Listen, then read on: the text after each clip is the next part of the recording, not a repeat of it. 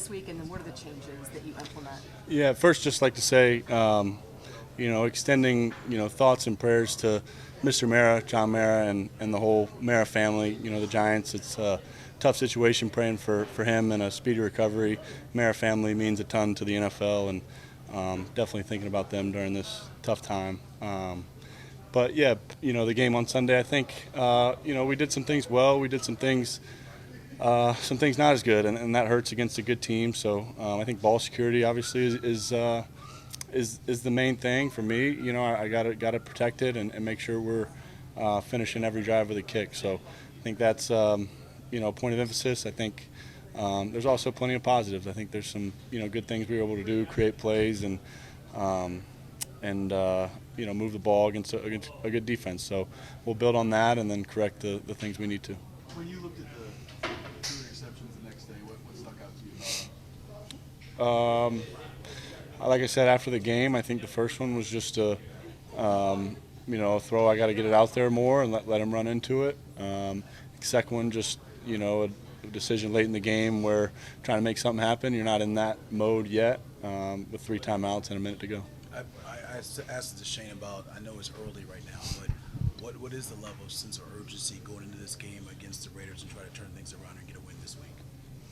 Yeah, I think it's a super high sense of urgency. I think, we're all determined to get back out there and play well. I don't think there's an idea that we need to, necessarily turn things around. I think it's about, getting back to what we do and executing well, learning from what we didn't do as well last week, and continuing to improve as a team every week. Danny, how quickly do you have to turn the page on a game? You have to learn from what you didn't do right, but don't you have to turn pretty quickly? I mean, these games come quick. Yeah, I think Monday obviously is the day you review it and go over all that and clean it up, and then you're on to the next week pretty quick. So that's the way the NFL works, and I think our guys have done that well.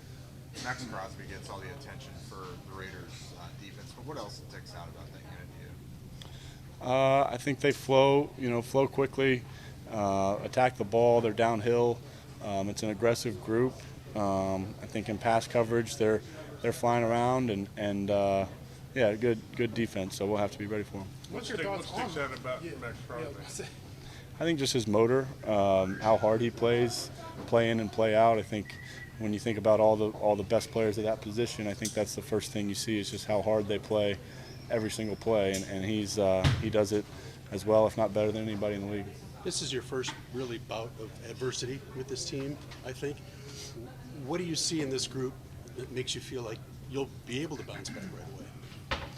I think we have a mature team, and guys are ready to go, locked in this week, and ready to clean it up and fix what we didn't do as well. And I think everyone's we're still very confident in who we are as a team, what we can be, and determined to make progress and get there. What do you think has led to some of the offensive penalties and maybe having more of them than you all have had in years past? I don't know. I think every situation is a little bit different. I think from my standpoint, you got to make sure we're communicating consistently. Everybody's on the same page, and we're operating well at the line of scrimmage. So many positives you can take away, though. You're 3-1, first place in the AFC South right now. From your perspective as a QB, give me your assessment of what you've liked so far in this first quarter of the season from the guys here. I think we've done a lot of things well. I think overall, I think we've executed consistently and moved the ball. I think that's been a real positive. I think we've been able to run it. We've been able to throw it. We've been able to create big plays, and I think a lot of that is things we can build off of and go forward with. But we'll continue to shore up what we haven't done as well. But I think, like I said, we're a confident group, and we know there's plenty to work on. But we're excited about where we're headed. I know you touched on it a little bit at the beginning with the Mara family, but it didn't work out the way you wanted to in New York. But when you have an opportunity to realize your dream and they help you do that, what does that kind of mean to you? Yeah, a ton. I think the opportunity to play in the NFL and represent the Mara family was a huge honor for me, and was able to build a lot of special relationships there and with the Mara family, and certainly grateful to them. So they mean a ton to football, to the history of the NFL, our game, and are still, lead ambassadors for this game. You guys have been so good at home. You guys have been so good at home this year. How much you looking forward to getting a chance to get back in front of the home crowd in a big game coming up against the Raiders? Yeah, we're excited. I think playing at home and playing in front of our crowd, has been great for us so far this year, and we're excited to get back in there. Daniel, what are your last question facing Patrick Graham in practice? Yeah, he's a good coach. I think what they're doing now is maybe a little bit different than some of the things he was doing, when I was with him. But he's a great coach, coaches hard, and has his guys ready to go, disciplined, knowing what to do, and they'll be ready to go on Sunday. In his mind, it's not really a what if because he played the game how he was supposed to.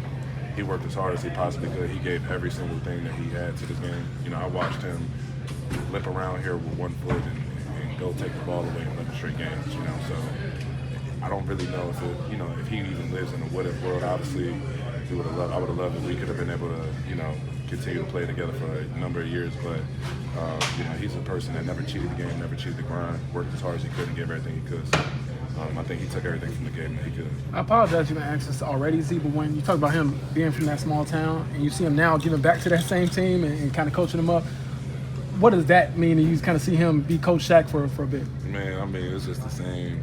We used to sit next to each other in meetings laughing. Whenever it was a good defense installed or a good point made, I'm going to use that one day, So I'm glad to see my man putting it to use. I bumped into him at the Fever game last week.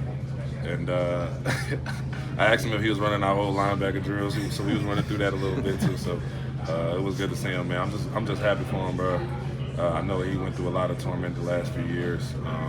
Just first off, just with his body, just trying to get that, ready to play. And man, I'm just glad he's getting the flowers that he deserves. And he's a great player and impacted the city in a positive way. So.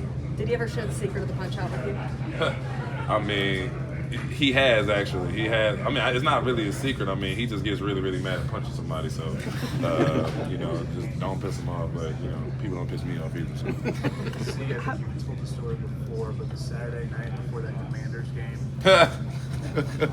you mind sharing that? Yeah. So, they're gonna kill me for this. But yeah. So we was roommates on the road. It was our second game, our rookie year, and I had the flu. I was sick. My wife would say I already have a really bad snoring problem, and D. Leonard took the brunt of it that night, and so bad that he actually had to sleep in the tub in the bathroom of our hotel room.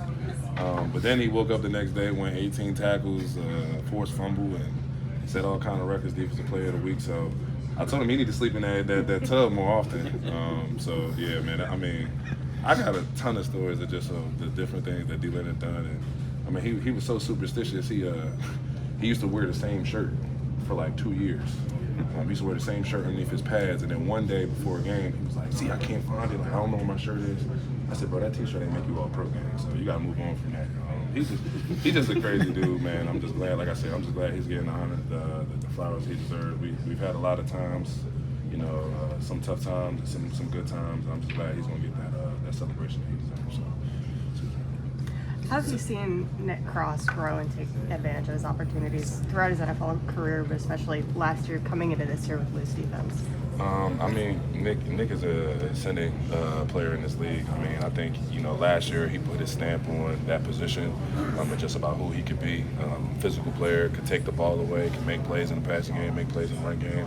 And, I think now just in this new scheme, he's been able to take advantage of his opportunities, get after the quarterback, which is cool to see.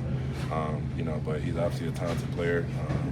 And he just continued to get better. He's one of those young kids that was challenged a lot early in his career based off of expectations of other people, and really just locked in and became the top player he was supposed to be. So, give us your take on Ashton Genty, the top rookie running backs you're going to see this Sunday. Yeah, good player, physical player. Has a great contact balance and runs behind his pass. So we got to rally to the ball and 11 versus 1 to get him down on the ground. Zaire was asking Coach Shane about, I know it was early, but But what is the level of urgency right now in trying to, bounce back after last week and try to get a win here this week against the Raiders? I wouldn't say. I think our level of urgency is as high as it was before week one. I think we've always been continuing to push to be the best versions of ourselves every week. We're not going to overreact to a loss the same way we wasn't overreacting to the wins. I will say, after the performance that we had this past Sunday, just not playing the clean the game as we want to. I think that's important for us. But this is a new week, new opportunity, new challenge. So we're just going to attack Wednesday the best way we can and hopefully come out on Sunday and play the best ball we can.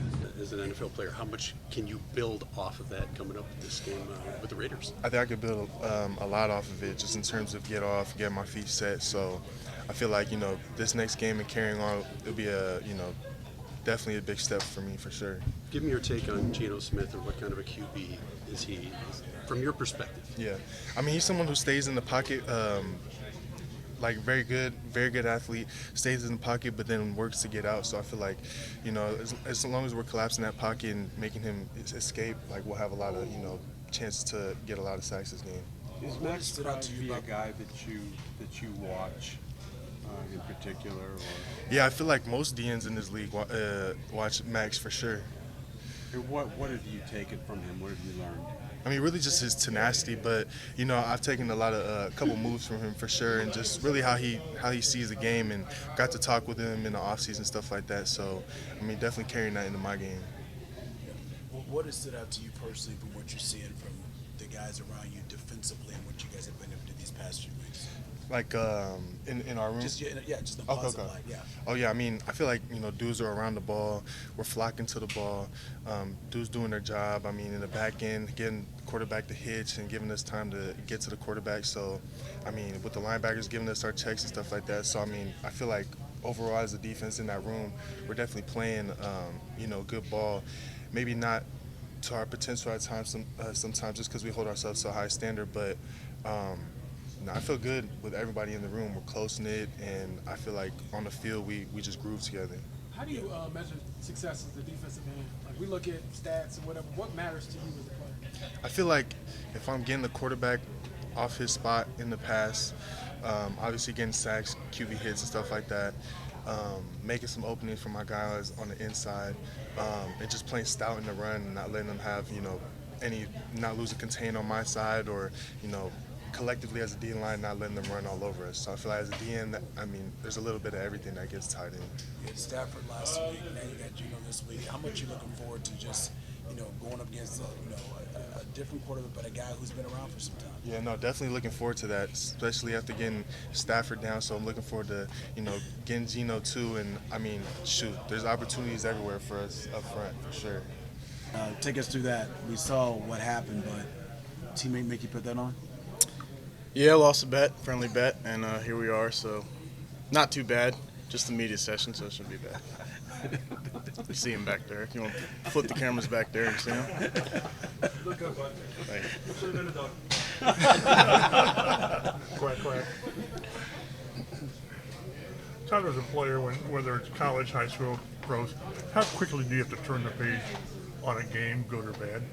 Yeah, I think it's the same kind of in college, and now it's a very fast-moving season, and you have the Monday when you come and get the corrections and learn from it, and then it's on to the next opponent. So you can't.